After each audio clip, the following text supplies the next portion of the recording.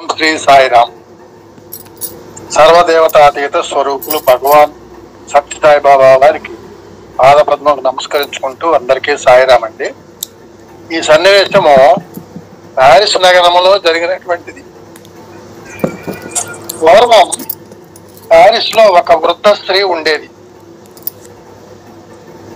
ఆ స్త్రీ ధనవంతురాలు కాదు, అలాగని మరీ పేదరాలు కూడా కాదు. తన వద్ద ఉన్నదానితో దుప్పట్లు కొనేది. రాత్రిపూట వీధులలోకి వెళ్ళి అక్కడక్కడ చలికి ఉడుచుకొని పడుకొని ఉన్న పేదవారి మీద కప్పేసి వచ్చేది. కొంతకాలానికి ఆమె వద్ద ఎక్కువ డబ్బు లేకపోయినా వదలకుండా ఈ సేవా కార్యక్రమం కొనసాగిస్తూనే వచ్చింది. అయితే భగవద్ అనుగ్రహం వల్ల ఆమె చేసే ఈ దానం దినదినము సాగుతూనే వచ్చింది. ఆమె త్యాగగుణం కూడా పెరుగుతూ వచ్చింది.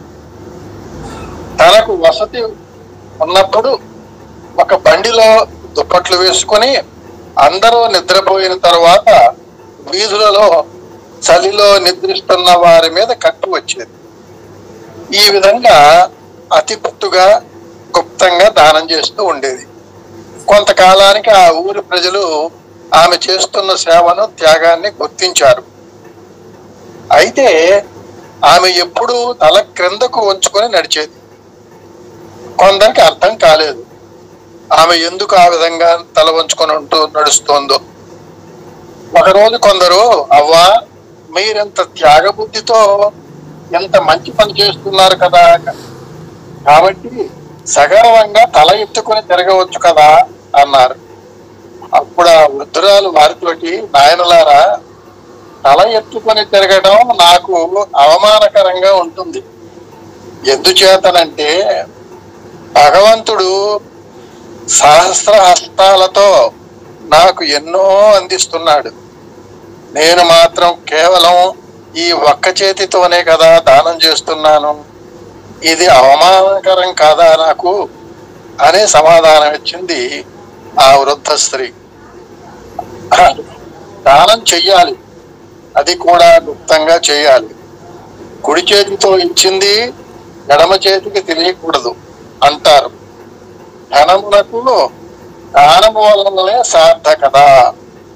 ధనము సంపాదించాలి, అయితే దానిని సద్వినియోగం చేస్తూ దాన ధర్మాలతోటి జీవితాన్ని, ఆ సంపాదనను కూడా సార్థకం చేసుకోవాలని ఈమె చేసినటువంటి మంచి కార్యాన్ని ఉదాహరణగా తీసుకుంటూ, మరి కొంచెం సహాయం చేసి ఎంతో గొప్పగా ప్రచారం చేసుకునేటువంటి ఈ మనస్తత్వానికి అది సరైనది కాదని, ఎంత ఎదిగినా ఒదిగి ఉండడమే సంస్కారం అని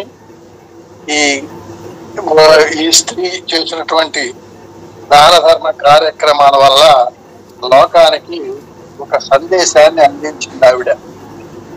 ఈ విషయాన్ని బాబా వారు దాన ధర్మాల గురించి చెప్తూ ఈ విషయాన్ని చెప్పడం జరిగింది. సాయిరామ్ అండి.